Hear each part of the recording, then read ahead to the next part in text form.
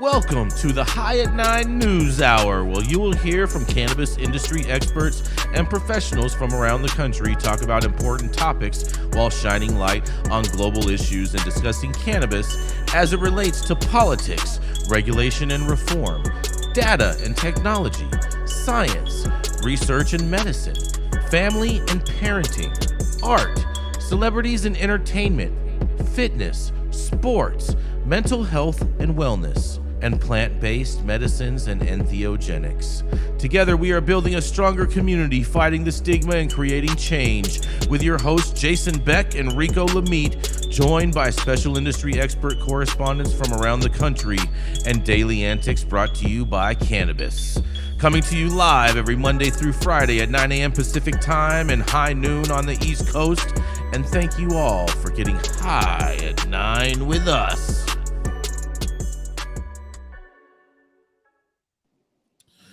Oh, yeah. Good morning, everybody. It's Wednesday, January 11th. Today is National Milk Day, National Step in a Puddle and Splash Day, National Human Trafficking Awareness Day, National Arkansas Day, Heritage Treasures Day, and, of course, a happy birthday to the Grand Canyon. Thank you for joining us and getting high at 9 with us. It's also high noon on the East Coast. And please remember to like, share, and subscribe to us on all social media platforms, especially right here on YouTube. We're live every Monday through Friday on YouTube and audio only on Clubhouse. And if you are joining us via Clubhouse, you can also participate in the show by raising your hand if you have a comment on the story most recently presented. But without further ado, we're going to pay a quick bill and we're going to get right back to the news. At True Classic OG, we live by one motto: stay true. We stay true to our legacy cut of True OG that's always fresh, piney, gassy, and delicious. We represent the spirit and hustle and diversity of our great city of Angels, and we stay true to the spirit of this plant, doing everything in-house to ensure that you get the highest quality and consistency with every batch. And that's what made us LA's favorite OG. True Classic OG. Stay true, Los Angeles. Oh boy.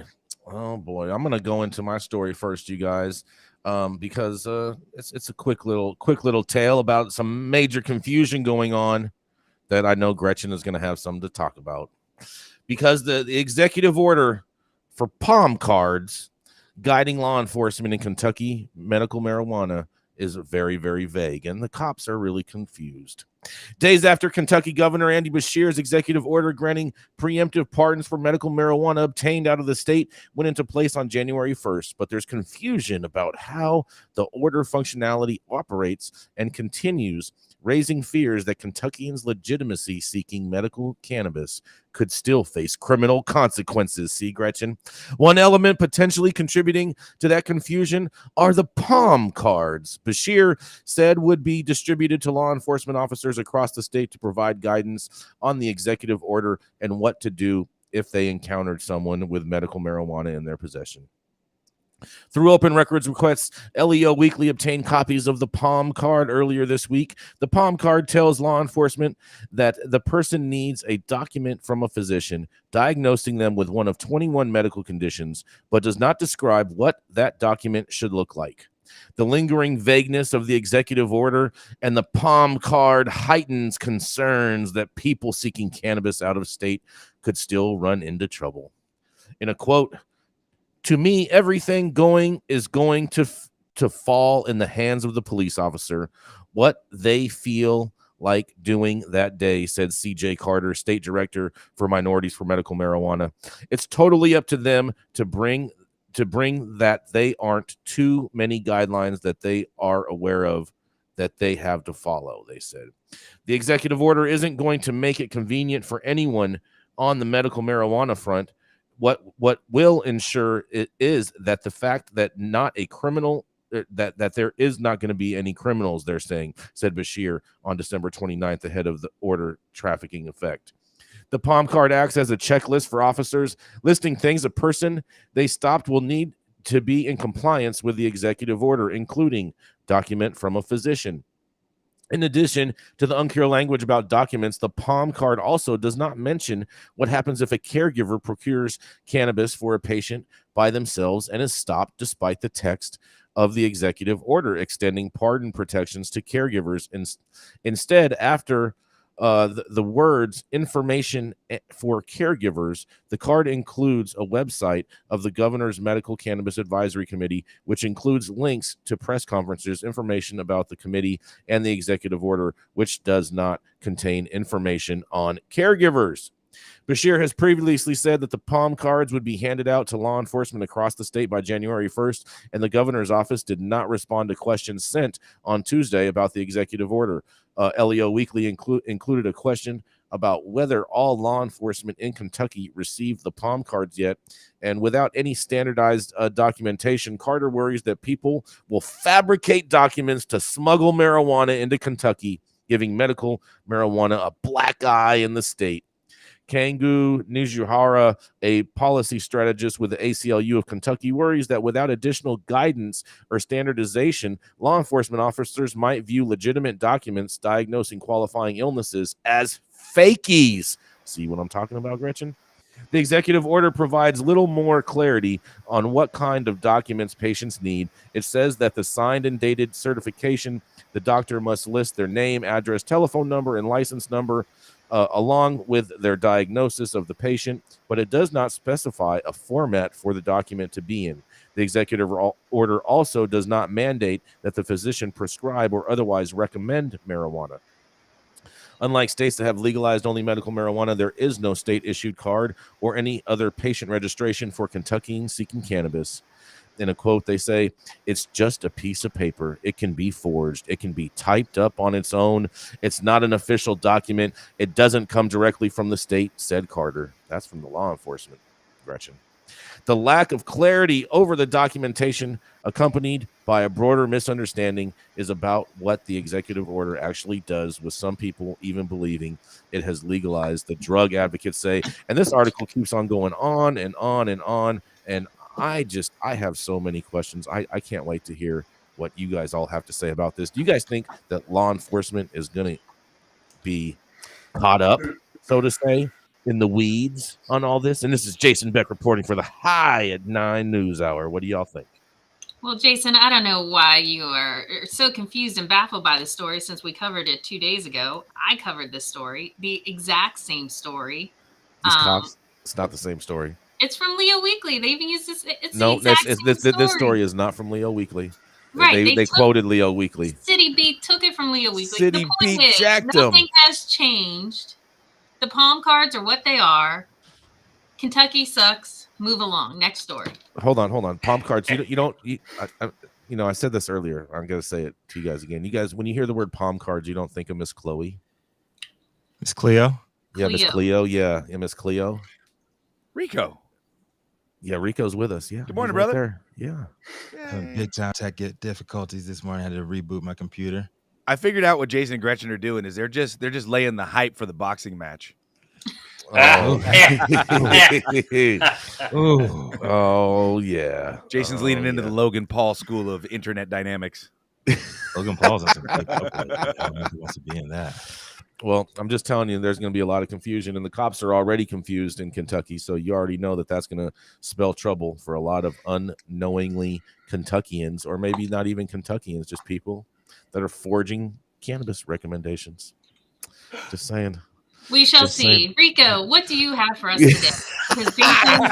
Yes. Oh my God! You want to go deeper on that one? You want to go deeper down that rabbit hole? No. We're going to keep rabbit hole for the past 2 weeks. Jason Beck, get into the story. I enjoy this rabbit hole, but go ahead, Rico. Go ahead. We have the dope dad himself, Rico Lamitte. Yes, checking in. What do you got for us today, Rico? All right, so my headline for today is from Thrillist by Dustin Nelson. So bear with me a little bit, y'all. Had to reboot everything here, but cannabis lounges could be the next big hotel perks. So I'm really interested to hear what the El Presidente has to say about this one. States and municipalities become legalized and decriminalized. Consistent issue popping up time and time again is, where are the consumers going to smoke? According to U.S. census data, home ownership among young households continues to decline year over year. Since the Great Recession of 2008, while home prices have risen steadily and interest rates have recently spiked due to the Fed attempting to fight back against inflation. So it looks like Americans 40 and under will be in a cycle over leasing for the foreseeable future. And most municipalities empower landlords with the right to evict should you get caught blazing up on their property, medical card or not. The rollout of consumption lounges so far, while pretty exciting to watch, has been a mixed bag. Until recently, the most notable legal consumption lounge model emerging market lawmakers have looked to mimic has been California. But the added hospitality industry-friendly flair given to Nevada's recent regulations have hoteliers. How do you fucking say that? Hoteliers. Hoteliers. Yeah, Hoteliers. Yeah. Hoteliers. Hotel everything. And hoteliers like Denver's Chris Chiari salivating. Chiari was a visionary, a lifelong Floridian pothead, sold his home and moved to Denver 12 years ago after hearing solid rumors Colorado would soon go legal. Walking aimlessly through around his new hometown, he stumbled upon a historic castle-like building that spoke to his soul. The castle was Denver's historic Croke Patterson Mansion. Inside the mansion was a 9-bedroom boutique hotel, a bit of a fixer-upper at the time, but Chiari loved its charm and knew in his heart one day it would be his. In the article, he recalled the exact moment. I pointed up to the house and I said, I want to turn you into a marijuana bed and breakfast. Yeah, that whole backstory sounds like a complete crock of shit, but I will continue. The Patterson was up for sale again in 2018. Well, after Colorado went wreck and he bought it. Fast forward to 2023, the gorgeous bed and breakfast is thriving, a certified 4-star hotel and top-ranked Trip Advisor location. Check out the link that we have here, and I'm sure that you would agree. The whole bed and breakfast idea, though, has stalled out plenty of times along the way, but he's confident it'll come through this year. In a Forbes piece released last year, he said that the plan was to convert the Patterson into what he and his development firm, 420 Hotels, calls the nation's first weed consumption lounge inside of a hotel. A social utopia where consumption is normalized, commingling would occur between deep-pocketed connoisseurs and non-consuming travelers regularly. The hotel lounge area capacity is 42 people, way more than the rooms account for, so he sees it no different than a popular ritzy hotel bar where guests can consume steps away from their rooms, and locals looking for an upscale place to safely light up would be attracted to the gathering place too. Cannabis friendly is starting to emerge coast to coast, he says. Go outside, smoke on a patio. We won't look. We look the other way, right? We let you do this. I'm truly trying to create this other thing called cannabis hospitality. And unless you've achieved a license, you have not achieved cannabis hospitality. In the article, he says his goal is to build a space where people can feel relaxed and safe, where he can continue his goal to contribute to the normalization and destigmatization of cannabis possession and use. But legal and conventional hurdles alike remain in the way of Chris Chiari making his vision a reality. We're creating a smoke-filled room indoors, he said. Whether it's a restaurant or a tavern or a bar, it's about employee safety. It's about the ability to work for an 8-hour shift in a healthy and safe environment. He references cigar and hookah bars as examples where guidelines have been established for similar businesses and ventilation requirements in compliance with both state and local regulations, making it a slow and difficult process to achieve for any consumption lounge. Sarah Stewart, CEO and co-founder of Ritual Cannabis Hospitality, chimed in on the article on the state of cannabis hospitality as a whole. A lot of states have come online with not very good regulations. California was not so great. And a lot of people have adopted California regs. However, Nevada's are very interesting and exciting, and they make more sense. And they allow for the hospitality to come through. I'm hoping states look to Nevada to adapt these regs going forward. Chris Chiari's vision goes well beyond Denver, and he hopes to create a chain of hotels, the Patterson just being the first. This is meant to be a model that can expand to major cities like Chicago, New York, Boston, cities that will likely regulate this like cigar lounges, not for smoking on a patio, but for smoking inside in a bar-type environment. I see it as an amenity, and I see it as the most exciting and unique amenity in hospitality, period. So what do y'all think? Setting Chris Chiari's bullshit fluff storytelling aside, is he onto something here? Will we see Will we soon see weed smoking normalized in established luxury hotel lobbies and lounges, as opposed to dedicated lounge space openings and the full hotel conversions that we've seen popping up lately? Or is this just another Florida boy pipe dream? I'm Rico Lamitte, dopest dad on the street for High 9 News. Jason Beck, as West Hollywood president of cannabis tourism and our resident expert in this field, what are your thoughts? I mean, first of all, I'm not sure if he's the first, because I remember Palm Springs having a hotel that was made into a consumption lounge at the start of legalization. So I don't think that he's the first to do this, just for starters. However, I am interested. I want to does it mention anywhere in there if they're going to be selling liquor at this hotel? He says it's going to be completely different, and there's going to be no liquor or alcohol allowed in the smoking section of the lounge, but they are going to offer pairings of food, and the same cocktail menu will be able to be served in the lounge area, non-alcoholic.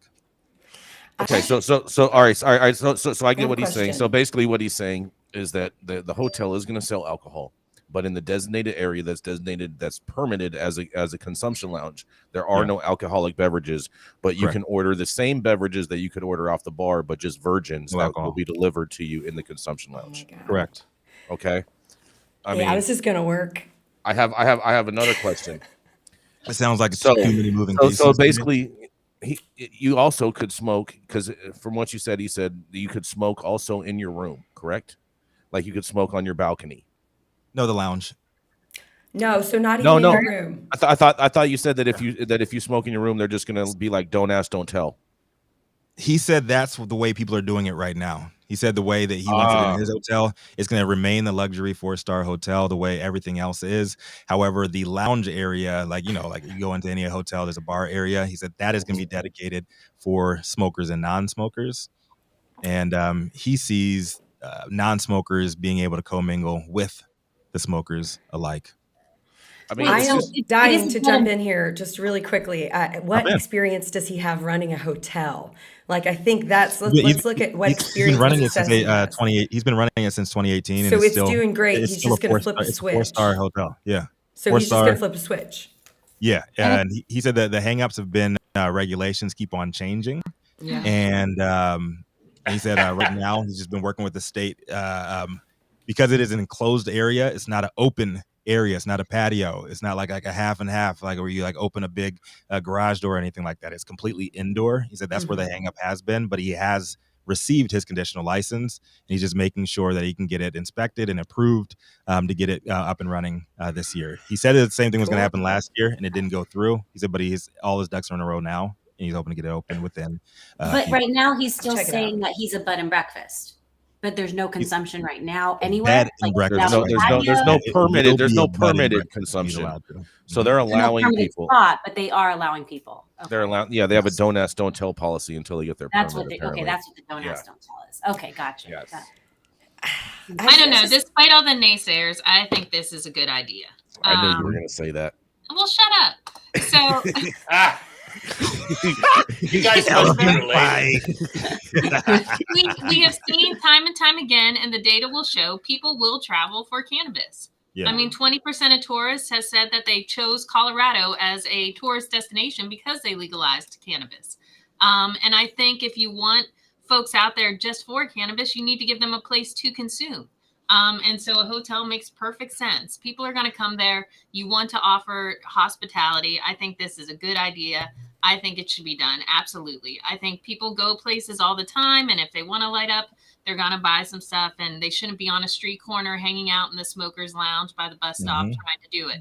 I think if you make it a welcome, opening environment, I think that's a win-win for everybody. If you look at the hotel, if you look at the link in the article to the hotel, it's nice as fuck, dude. It's nice as fuck, and it's not that expensive either.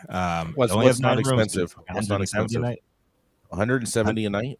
Yeah, that's pretty cheap for a boutique for a 4-star boutique hotel. It is in Denver, so I don't know Denver prices, but yeah. Denver's expensive. Denver's not cheap to stay in. So $170 a night's not bad. Do you guys think it's going to just align with bed and breakfasts, or do you think we're going to have mainstream other regular hotels incorporating cannabis? That's my question. So he says that he's trying to create that. He's trying to show the model. Yeah, he's already started like the 4-star hotel. He's already established himself in that lane. It's a beautiful spot, beautiful hotel. And he wants to create this as a franchise model, opening up in Chicago, New York, and Boston as well. And that's my question. Do you guys see like a big hotel, if this model works? Let's say the Ritz, you go to the Viceroy, you can go like wherever you want. High-end hotels, you see them opening up smoking lounges like this. I think you're going to need a progressive hotelier to embrace this. Do I think Marriott or Hilton's going to do this next week? Absolutely not. No. But if legalization comes along, I could see a Branson or somebody. Does Branson own hotels? I'm sure. Yep. Virgin He has the Virgin Hotel in Las Vegas. Yeah. Okay, fantastic. I could see someone like that who is out there and definitely a cannabis advocate putting one of these into their hotels. Absolutely. I don't see why not. But I wonder what the gaming commission is going to say about that. No. Right. You say no Marriott, but Marriott owns Starwood now, right? I could see the W doing something like this. I could see the W doing that. I mean, the W has always allowed me to smoke weed at all their properties. I've never had a problem smoking there. I know the W Chicago on the right off the lake had a sex room, and you can actually get like plastic or like rubberized sheets. Whoa, rubberized sheets, huh? I've actually stayed in that hotel. Rico. Yeah, you tried the rubberized sheets? Hey, we're all thinking Springfield rubberized sheets. Yeah. Oh man, that was good. That's good. Let's keep it rocking and rolling. Yes. Let me get the intro since I came in late. You want me to get it? You want to get it? Yeah, go ahead, Rico. Let's get it. Get it, Darl. Get it. Up next, we got a spicy redheaded conservative with certified Mayflower roots and long-term Ellis Island paperwork to back it up. When she's not fighting with Jason Beck, she's known in DC circles over the years for cooking up bipartisan excellence in the kitchen and slapping down liberals on K Street. Up next, the founder of Panoptic Strategies and High at Nine's very own Washington insider, Gretchen Gailey. Good afternoon. My headline is coming from Marijuana Moment.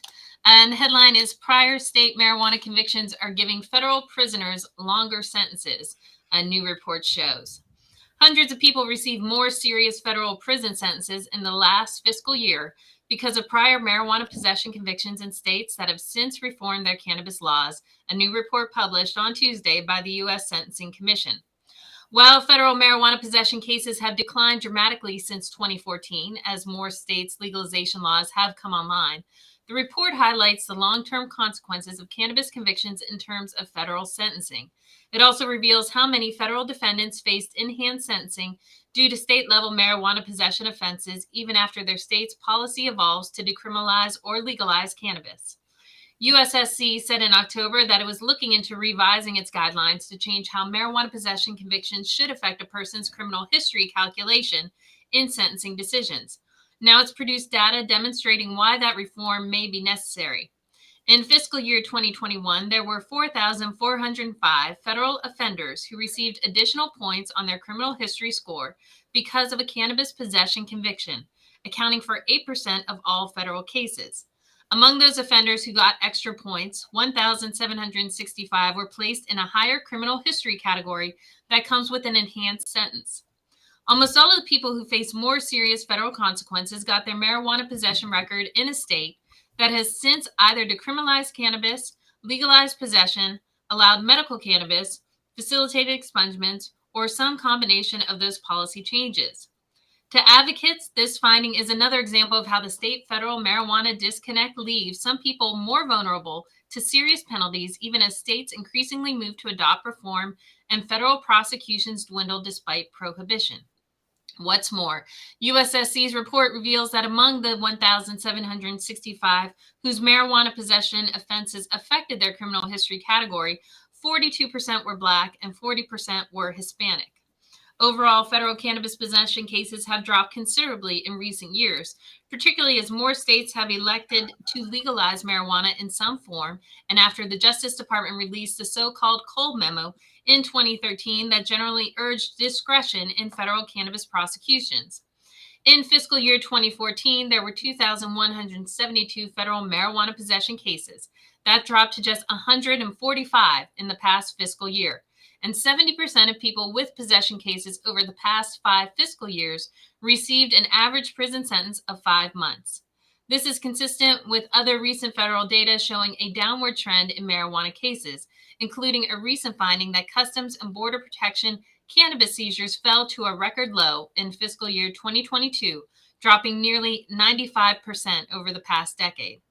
The USSC added a notable detail about the trend in federal possession prosecutions, showing how the overall decline is largely attributed to reduced enforcement in the District of Arizona, which accounted for nearly 80% of all federal marijuana possession sentencings since 2014. As the number of such cases in the District of Arizona declined from a peak of 1,916 in 2014 to just 2 in fiscal year 2021, the overall federal caseload followed a similar pattern. For federal offenders sentenced for any crime type, however, prior marijuana possession sentences, both federal and state, often affected their criminal history calculations under the guidelines.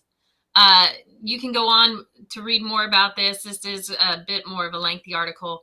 But just the disparities that we see when it comes to Hispanic and Black criminals, as they deem them, for their possession, it really needs to be dealt with. I find it interesting that, Arizona is the main problem of most of these convictions, and hope to see that they will take upon themselves a better way for figuring out criminal scores when it comes to possession. And perhaps Biden's pardons for federal cannabis will help them to see the light on how people should be looking at cannabis federally. This is Gretchen for High at 9 News. What do you find interesting about Arizona? Why do I find it interesting? They've been they've been like the model for throwing motherfuckers under the jail. Well, I would think, Texas has just a much larger border. I mean, I think there are plenty of other places that would enforce these kind of things. And I just find it surprising that Arizona is number one by far, 80%. That's quite. I think what it comes down to is because of the national parks. I think this pertains, and that's the same reason why Arizona, 20% of the people that benefited from President Biden's pardons were from Arizona, were Arizona cases, and that was because of the amount of federal land that is in there in the national parks and whatnot. And apparently, a lot of people get caught smoking in Arizona. Probably the Grand Canyon, right? Yeah. Because it's his birthday today. Hike, but the Grand Canyon's like Disneyland. It's whose birthday? It's the Grand Canyon's birthday. Oh, damn. Today. How old? Token up. I believe oh man. It was son of a bitch. It was my trivia question this morning too. Totally like you lost that round of trivia. No, I actually won the round of trivia. Roosevelt did it back in I believe in 1908, if I'm correct on that. Oh, the carpetbagging socialist Roosevelt put that through. Oh, God, here we go. A Wyoming cowboy. Yeah, it was the first Roosevelt. The comments are popping off about just the fact that Arizona has a high population of indigenous people, and certainly indigenous people have been targeted by the war on drugs, and it's like you got to catch them all. Right? On these border states. They're like Pokemon? In these border states. It's very much Pokemon. I mean, you just have to say what it really is. I mean, the borders are open. But they're not even close to catching them all. And it's like the marijuana, a smell of marijuana. We're in session right now. And so there's a lot of talk about marijuana in my camp. And that's what the state calls it. And it's just sickening. As you dig deeper and deeper, it's like, oh, this is a massive moneymaker for the state. Private prisons and being able to lock people up, and you just focus on the brown people. Sorry.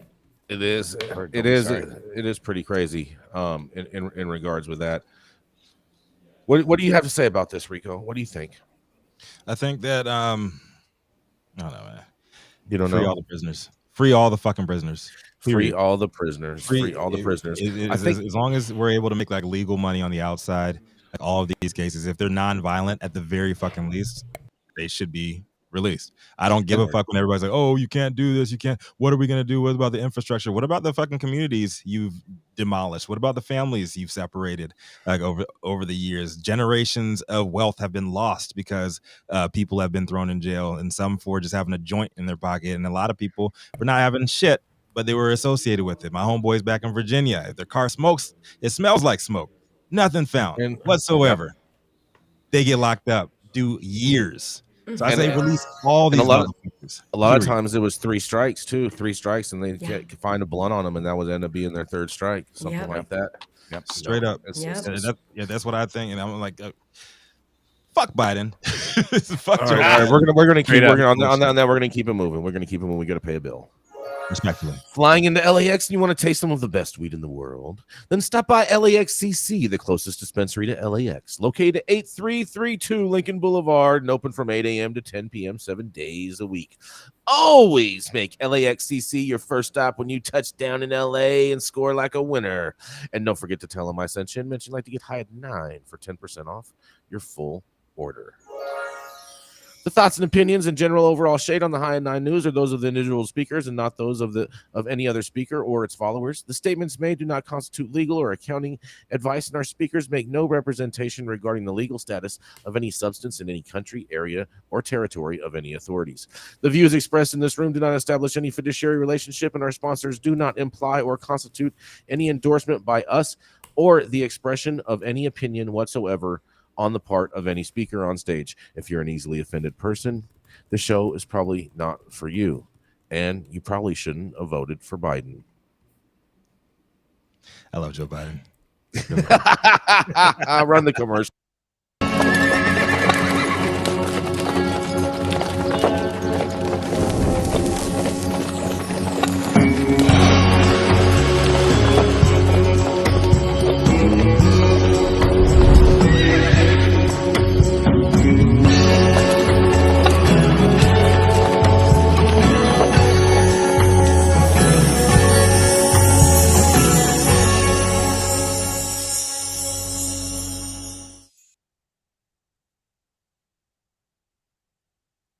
We have the CMO of Event High, the industry-leading cannabis-focused event ticketing and promotion platform that changed the game for good when Eventbrite didn't want none of that smoke. She's also the co-host and founder of the revolutionary professional women in cannabis networking series, Blunt Brunch. And today, she's joining us back on for 2023. Coming up to the stage, it is Adelia Carillo. Hi, everyone. And I'm excited. Event High is getting out of public beta. We're going to be launching our V1 very soon. So things are happening. Yeah, congrats. So today's article, Unsealing Georgia Cannabis Applications Weighed. This is in the Valdosta Daily Times. A Fulton County judge plans to make a decision soon on whether to side with the Georgia First Amendment Foundation in its request to unseal documents related to applications for medical cannabis licenses. The license process has been in limbo since 2019, when state lawmakers authorized the legal growing and dispensing of medical marijuana in Georgia through the HOPE Act. The legislation created the Georgia Access to Medical Cannabis Commission, which was authorized to issue licenses to 6 companies for the growing, manufacturing, and dispensing of low THC oil in Georgia. So the 6 companies included were Botanical Sciences, LLC, True Leaf Georgia, Inc. Those 2 were chosen for the Class 1 production licenses, while the FFDA Georgia Holdings, TheraTrue Georgia LLC, Nature's Georgia LLC, and Trivana Remedy Inc. were chosen for Class 2 production licenses. An estimated 70 companies applied, and the commission issued tentative licenses to those 6 companies. The tight limit resulted in lawsuits from applicants that weren't approved. They actually alleged that the commission's decision-making process was very unfair and inconsistent in the scoring process.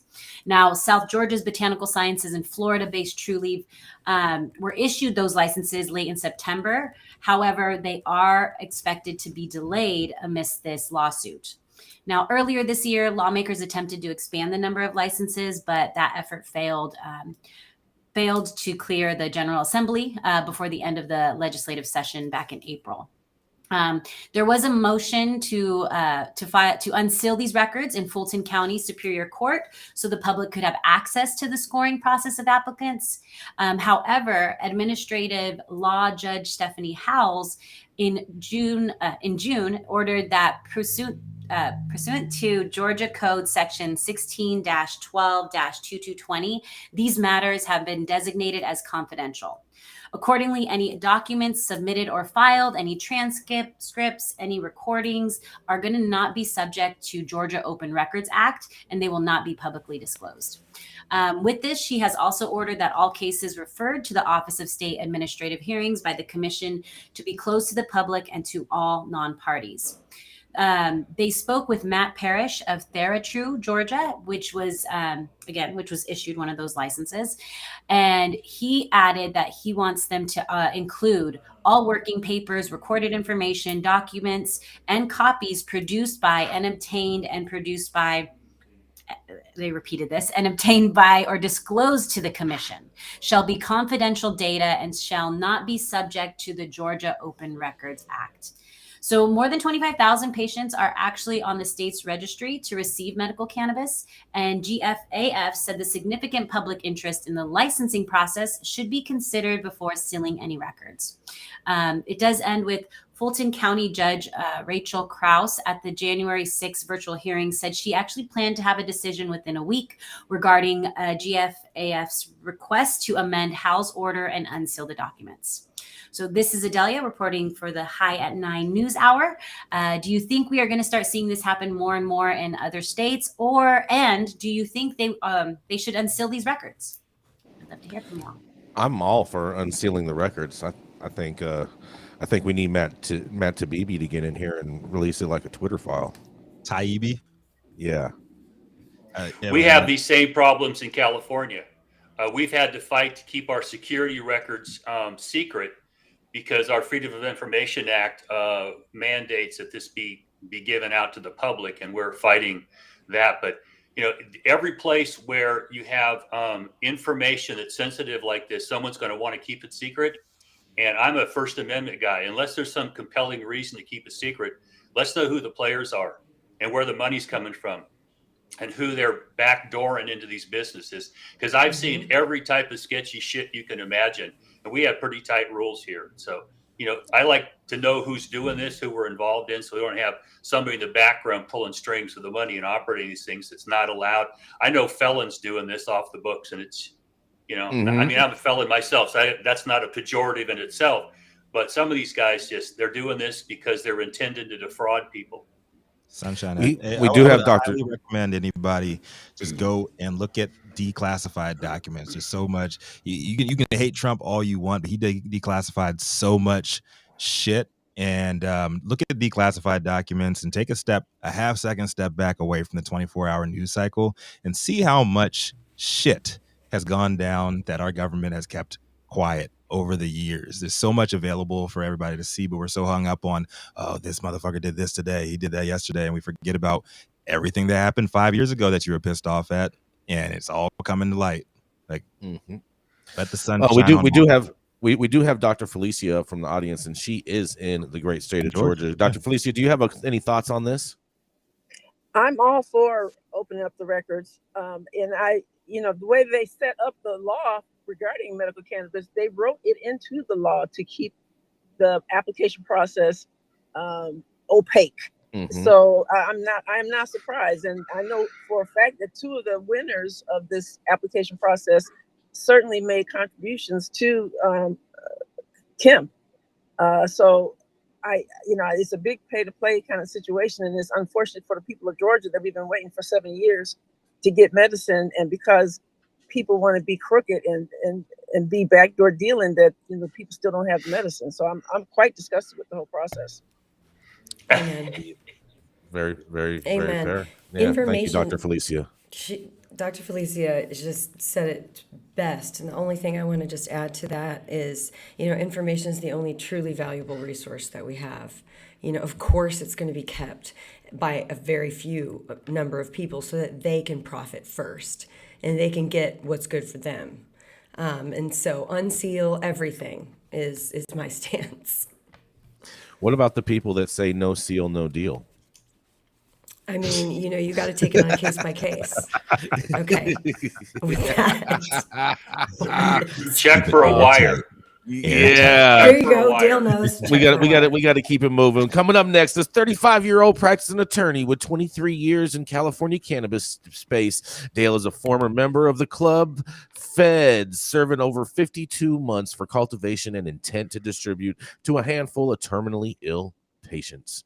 He's also now the co-owner of California Medical Research Center and is now a founding partner of the Armada Law Corporation. Coming up and giving you the real is none other than the Dale Schafer. Good morning. Good morning. My story comes out of Lexology. The headline is the FTC proposes rule to ban non-compete clauses with very limited exceptions. On January 5th, the Federal Trade Commission voted to publish a proposed rule that basically wipes out non-compete clauses in employment agreements. And what they've done is defined employees very broadly. Anybody that works, a natural person that works for somebody is basically employee covered by this. And they've defined the terms of a prohibited non-compete as if it has the effect of prohibiting a worker from seeking or accepting employment with a person or operating a business after the conclusion of the worker's employment with the employer. So I've done tons of these. California does not allow non-compete, but we do a lot of aggressive non-disclosure and confidentiality agreements so that if you work for a company and you learn how the gears all work, you can't disclose confidential information. It involves trade secrets. But California is on the forefront. And if you're a business person, you think guys have their head up their ass. They're just publishing too many rules and regulations. But that's the potato perspective on this. The Federal Trade Commission is a federal agency. There are what we call enabling statutes passed, which allows them to publish these sorts of rules. And if you've ever been part of a rule promulgation process, they publish it, you get some period of time to comment on it. And then if everything seems to be appropriate, then you get a time to implement it. So that's what's coming here. And because of this is so broad sweeping across the country, anybody who represents employers, as I do, needs to be paying attention to this, because I've written a shitload of these things. And I've always warned my clients in California, these are not enforceable. Now you're going to have to proactively go out and look into your past and present employment contracts. If you have them, you have to get rid of the current ones. And anybody that's a former employee, you've got to notify them. So there's things coming here that are going to cause businesses to shit themselves about having to apply with this stuff. Because within the cannabis space, especially, you can't get patents. It's just almost impossible to pick up patents. But there's a lot of trade secrets. Now, the recipe for Coca-Cola is a trade secret. Everybody knows what the hell it is. But it's the trademark that go with it. There's problems with trademarks in the cannabis space also. So trade secrets are where this tends to be the battles. And what we're going to see as this goes forward, there's going to be comment coming. And we'll see how much money gets paid to go backdoor policymakers here to try and limit this from the business standpoint, because this is going to have a major effect. And I honestly don't know how this is going to be rolled out, because we can't even, unless you go to court, how do you enforce these now? Is this agency now going to have a new enforcement branch to go out and look at your employment contracts and preemptively intervene in these situations? That's my story for today. This will be rolling out. And back to you guys. What do y'all think? Non-competes aren't valid in California, right? Anyways, they're not. Yeah. I mean, and people still want them, though, Rico. Yeah. I just have to tell them, I'll write it there, but I'm telling you, it's not enforceable. And if somebody comes after me for malpractice, I wrote here and you signed it, motherfucker. I told you not to do this. That's what I have to do in California. Yeah, yes. I learned my lesson on signing shit without sending it to the lawyer first. Yeah. I didn't say I was a good lawyer, but that's what I do to cover my ass. Right. I mean, and Dale, this is a proposed ban. This hasn't actually started yet. What are the next steps for it to actually be a certified ban? Well, it'll go into the to be published. The Federal Register will publish it, and then I think you have 60 days in the Fed to offer your comments. Okay, And then once that's up, it goes back in-house. They make sure there aren't any other conflicts with other administrative laws. And then it goes on the books as a rule. Okay. And I don't see that happening before the end of spring, maybe early summer. Mm-hmm. And we'll have to watch the pushback these agencies get from especially the business community. Yeah, it's going to be super, super interesting. And I when I saw you post the story, I was very excited. I was like, oh, this is going to be a humdinger right here. Like, people are going to freak out because of this right here.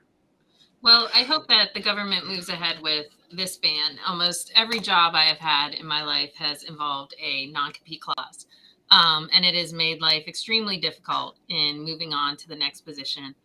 Even my first job in cannabis had a non-compete, which I did have to fight to move on to my next role. So they are ridiculous and bullshit. And I really hope that this is something that they take care of. Yeah, I mean, you're going to keep us updated on the progress of this story, right, Dale? Oh, absolutely. This is one of many that we're going to see. The Dormant Commerce Clause will come back again for RICO and fighting social justice to the Dormant Commerce Clause. There's a bunch of themes that are coming from me, and we'll pick this back up and watch it, because I do primarily business representation in the cannabis space. So from the business perspective, this is going to cost a lot of money. But my grandpa was a Teamster, so in my heart, I'm a union kind of guy. And look at this, like, God damn it. Yeah. Stop fucking with people who want to go get a job and calling it, oh, it's my trade secret. No, I learned how to deal with the fucking idiot who was my manager, and I want to go someplace else where I can make the business run, and I have to deal with that fucking idiot who was my manager. And that's not a non-compete situation. It should be just gone away. I mean, a lot of these trade secrets are as much of a trade secret as like double knotting your shoelaces is a trade secret for your shoes to not come untied. It's like I say, if you're trading secrets, it ain't a secret at all. Yeah. Yeah. All right, so we got to keep it moving here, everybody. Up next, this feminized Lone Star state advocate and storyteller is the co-founder of Grow House Media, pumping out some of the most entertaining industry-specific content anybody's seen coming from a non-legal state, period. She can be found weekly on her podcast by the same damn name, Feminized, where she interviews some of the dopest women in the game and is all about gifting, giving, and living life to its fullest. Up next, she is the windowsill booth botanist herself, Liz Grow. Oh, God, that was gold, Rico, just gold. Just wait till you get high on the supply of booth window weed from Texas. We're not here to talk about Texas today, guys. I have a very happy story to share with you all. It's legal weed sales start in Connecticut at 7 medical dispensary establishments. Connecticut's first round of retail cannabis sales for adults 21 and over began Tuesday at 7 existing medical marijuana establishments across the state, less than 2 years after Governor Ned Lamont signed legislation making Connecticut the latest state to legalize recreational sales. As many as 40 dispensaries, along with dozens of other cannabis-related businesses, are expected to eventually open in Connecticut by the end of 2023. So today is historic. But the real story is about the benefits that come with the transformation of lives and communities, said Adam Wood, the president of the Connecticut Cannabis Chamber of Commerce. In a statement, he estimates the new industry will create more than 10,000 jobs over the next couple of years and generate hundreds of millions of dollars in new revenue that will help benefit communities most impacted by the war on drugs. We're going to have to put a pin in that because we need to check back because there's a lot of talk about that. Anyway, moving on. Lamont, a Democrat, said Tuesday that one of the goals of legislation that legalized recreational marijuana was to create a regulated, safer product for consumers. Another part of the law allows convictions for low-level marijuana crimes to be erased, many automatically. Y'all, nearly 44,000 such convictions have been erased since the start of the new year. Wow. I just get a clap for that. Recreational sales were allowed to begin at 10 a.m. on Tuesday at 5 state-approved shops who were expected to open their doors to the general public on the first day. In Montville, local state lawmakers and the mayor turned out for a ribbon-cutting ceremony at the Botanist. Lynn Goldstein, 60, of Norwich, Connecticut, was the first customer in line of Montville. She said she suffered with chronic pain since 2011 and has been a medical marijuana customer ever since, as soon as she could. She said she was glad that recreational sales are now legal, but has some concerns. I do worry about the young people because they don't know how to handle it, and they'll be driving stoned, and it's going to be very hard for police to figure out what's what, she said. So, Kate Nelson, Senior Vice President of The Botanist, said that about 200 to 300 medical marijuana purchases were made on average at the Montville location. She's predicting there will be 150% uptick in sales during the first week of recreational business. Now, y'all don't get too excited. Initial sales in Connecticut will be limited to 1/4 of an ounce, so 7 grams of cannabis flower or equivalent, in an effort to ensure that there will be enough support for the medical marijuana patients. Guys, I'm just so thrilled to bring you this story from deep in the heart of Texas, because we are jonesing for some bud here in Texas, okay? And I'm always excited to see states just adopt more robust cannabis programs, especially, adult use. So this is Liz Groh reporting for High at 9, and I want to hear from y'all. You excited about Connecticut or what? I mean, I think they're going to do extremely well. All right. Connecticut is a very affluent state. They have a lot of money in that small, tiny little state of theirs. Did they open a lot up of colleges? The cultivation opportunity? Yeah, I mean, he estimates it's going to open up about 10,000 jobs. It's like, that's pretty incredible. Yeah, because I know, previously they had four? I think it was like 4 state approved cultivators, and last year 2 of them went down with huge mold infestations. So you have 50% of the entire output just shut down. Yikes! Speaking of that, I heard like Florida is setting up to be. Speaking of that, I heard all the product in New York is getting recalled right now. You know what I'm saying? But that's neither here nor there. But it'll be in a trap shop. Yeah, I feel like all this product, they're only allowing customers to purchase up to 1/4 ounce. Is that a day, Liz, or is it just per visit? That's a really good question. I'm not going to answer it because I don't think that the article said. Exactly. It's probably per visit. They haven't gotten. I smell a loop. Together. I smell a looping clause coming on. Yeah. I see a bus tour. Let's go get dispensaries. Everybody walks in with 1/4 ounce and go up the block and get more. Yeah, and then meet your homies around the corner. Come on, man, this is great. And they're saying 1/4 ounce because they have a shortage of cannabis in Connecticut. You're telling me? It sounds like they have that. They only have a couple of approved cultivators, so they only have a couple of sources for that shit. So it sounds like a bunch of people are going to be crossing over to Massachusetts. We have Lisa 4 or 5 years. We have Lisa joining us from Clubhouse, and she is a registered nurse in the state of Connecticut. What do you have for us, Lisa? Hi, everybody. Registered nurse, and cannabis patient here in Connecticut. Nice. It's a shit show. It's almost laughable. Keep it a buck. We have 4 growers in the state. They're all MSOs.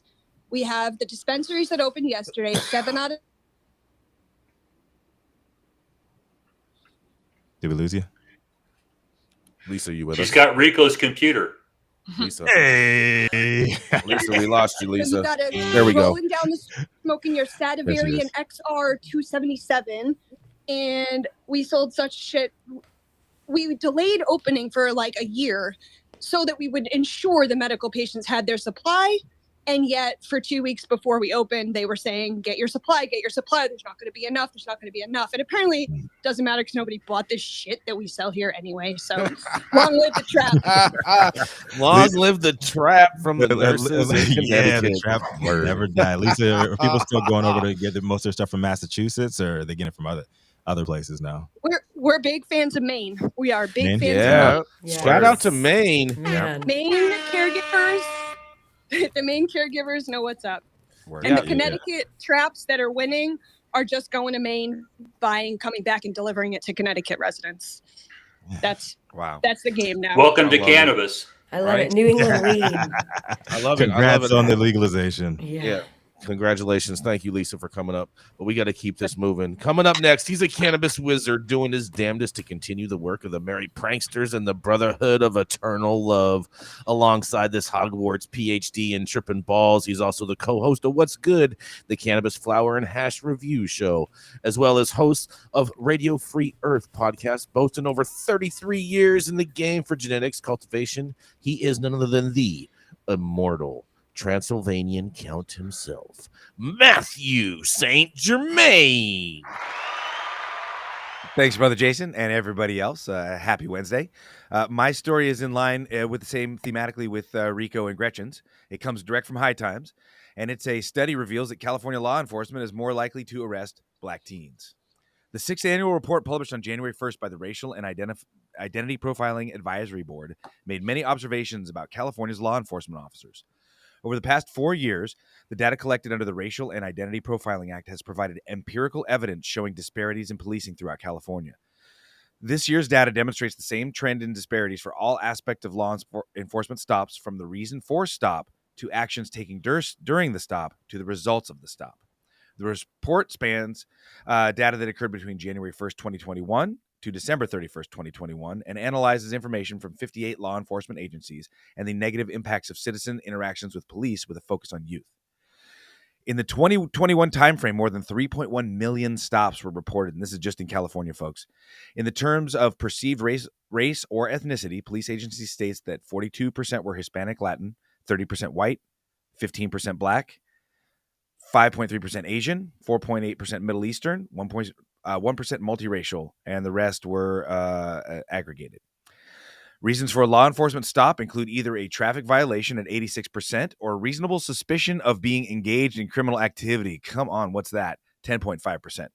Black individuals had the highest percentage of stops in regard to reasonable suspicion at 16.2%, but also the lowest proportion of stops for traffic violations at 80.5%. So come on, car insurance companies. The RIPA board found that black and Hispanic individuals are more likely to have force used against them compared to white individuals. Black teens between the ages of 10 to 14 and 15 to 17 experienced the highest rate of being searched by the police at 20%, detained at 18%, and handcuffed at 15.4%, as well as being removed from a vehicle by order at 7.6%.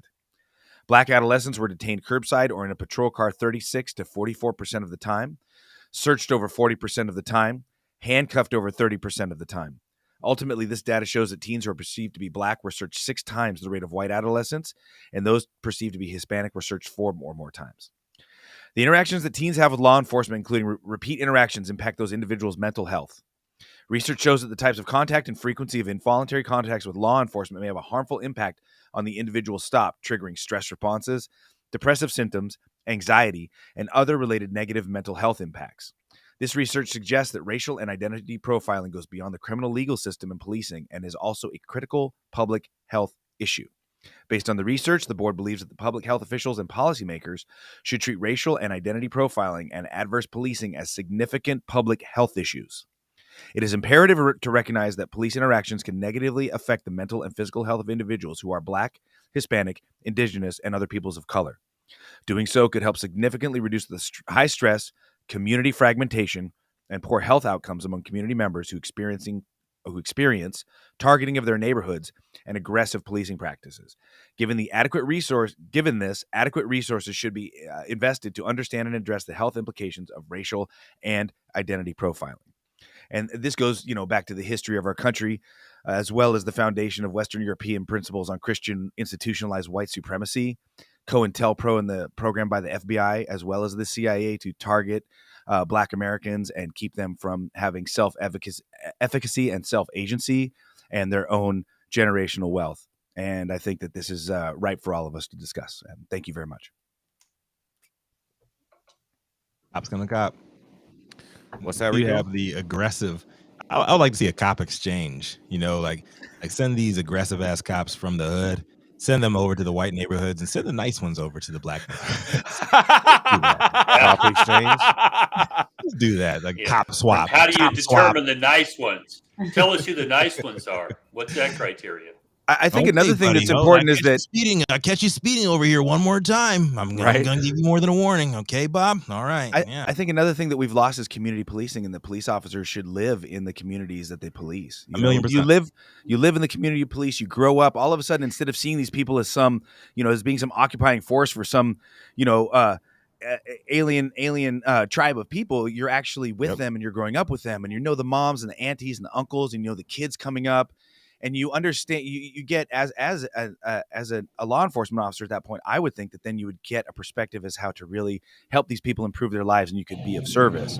Yeah, but I don't think that's going to solve anything in LA though, because the sheriff's department runs by the Constitution, and they can do what the fuck they want to do, and they are a certified white supremacist gang now. And last year. A year and a half ago, when I moved to South Central, actually saw these motherfuckers on horses, looking like a bunch of slave catchers out here in South Central, riding through the fucking streets with fucking with AKs and fucking cowboy hats, riding through the streets.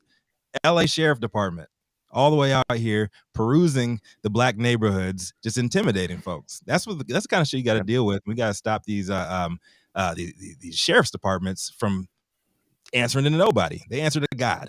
Rico, we have Dr. Felicia up. I think Dr. Felicia has a comment on this. Are you with us, Dr. Felicia? Yeah, I apologize for the background noise. I'd like to point out that this is happening in California, the state with the longest history of legal medical cannabis. And this is why we say reparations are needed. Everybody don't want to have a business or a cannabis business.